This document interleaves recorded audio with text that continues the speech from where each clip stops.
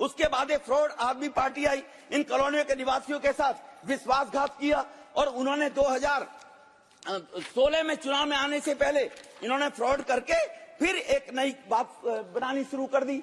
इन्होंने कहा कि हम इस नोटिफिकेशन के तहत अगले 5 वर्षों तक कांग्रेस ने, जब उन्होंने कहा कुछ नहीं किया है, तो हम 13 में चुनाव में जाने के बाद जब आएंगे तो file number 1333 unauthorise colony urban development policy 02012 549553, ये जानकारी आम नागरिक को होनी चाहिए सर कि कितनी फ्रॉड करने वाले लोग कैसे बैठे हैं।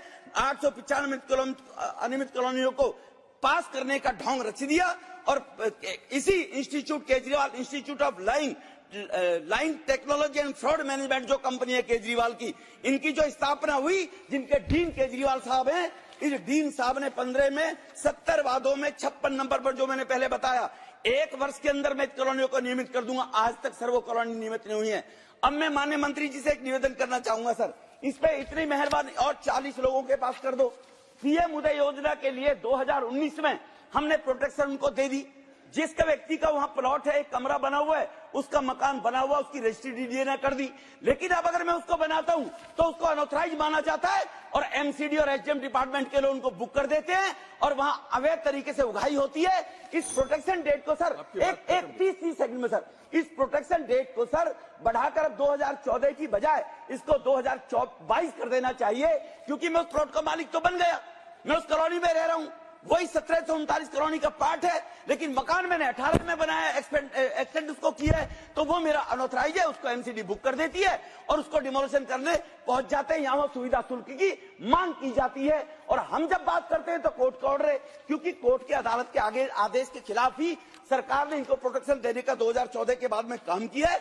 और जो ये अनऑथराइज कॉलोनी को उनको प्रोटेक्शन 2022 का अगर माननीय मंत्री इस पे विचार करेंगे, मैं इनका बहुत बहुत इस बात के लिए धन्यवाद करूंगा। ये उन गरीब लोगों की तरफ से मेरी माननीय मंत्री जी से मांग है और उन खाली प्लॉटों में जो 30-35% है, उन्हीं कॉलोनियों की सर मैं बात कर रहा हूं 1739, मैं एक्सटेंशन की कॉलोनी की बात नहीं। ये है कि आज भाजपा अगर किसी से डरती है तो वे अरविंद केजरीवाल से डरती है।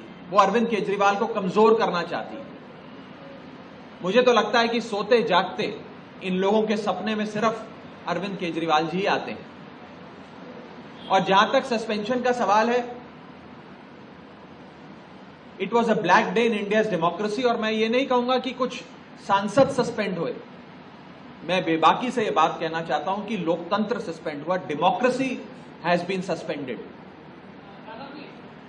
जहां तक ईडी समन्स का आपने सवाल पूछा, सब लोग जानते हैं कि माननीय मुख्यमंत्री जी 19 तारीख से विपस्सना पे प्रस्थान करेंगे। वे रेगुलरली जाते हैं विपस्सना के लिए और ये उनका pre scheduled, pre announced plan है। वे वकीलों से सलाह कर क्या जवाब देना है, ईडी को जवाब देना है, नहीं देना, क्या करना है, आगे की